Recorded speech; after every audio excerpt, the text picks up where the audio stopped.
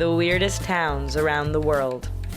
Slab City, California, United States of America. Best recognized as an off-grid town painted in colorful art with music events, much like a never-ending mini Burning Man, this campsite is located among abandoned World War II Marine barracks, now used by recreational vehicle owners and squatters. With about 150 permanent residents, this site is also popular for seasonal campers known as snowbirds, who migrate there for the winter. Mansayet Nasir, Cairo, Egypt. A slum off the largest city in the Middle East, whose dwellers make a living recycling the garbage of 17 million Egyptians. Also known as Garbage City, there is no running water or electricity, and despite living in a cluster of trash, the citizens are known to be happy. Recycling 80 to 90% of all garbage in the region makes it one of the most efficient organizations in the world.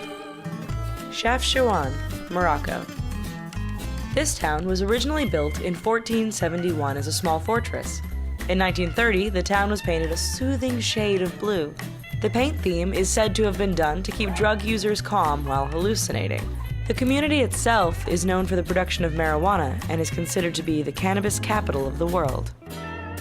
Centralia, Pennsylvania, United States of America.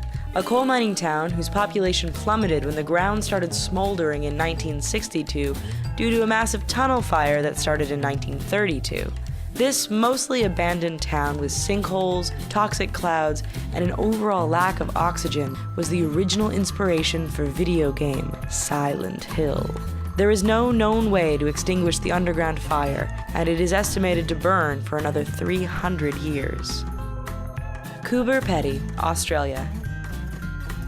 An opal mining town in the Australian outback where the temperature gets so high that the residents live underground. Due to the industry, the underground town is quite wealthy, with modern homes, hotels, gift shops, museums, and a church. The few signs of civilization above the town include a golf course and metal tree sculptures. Gibsonton, Florida, United States of America. A town where sideshow performers are known to settle, numerous people in the carnival and circus businesses go to retire or spend their off-seasons. The town offered unique circus zoning laws that allowed residents to keep elephants and circus trailers on their front lawns. It was home to some of the most iconic freak show performers and had a first and only post office with a counter for little people. Miyake-Jima Island, Tokyo, Japan.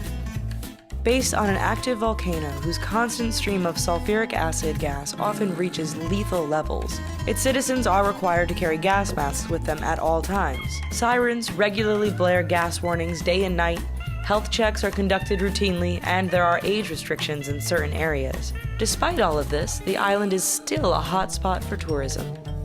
Manui, Nebraska, United States of America.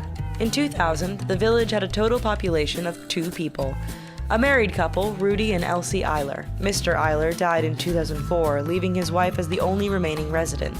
Today, she acts as mayor, granting herself a liquor license, and pays taxes to herself.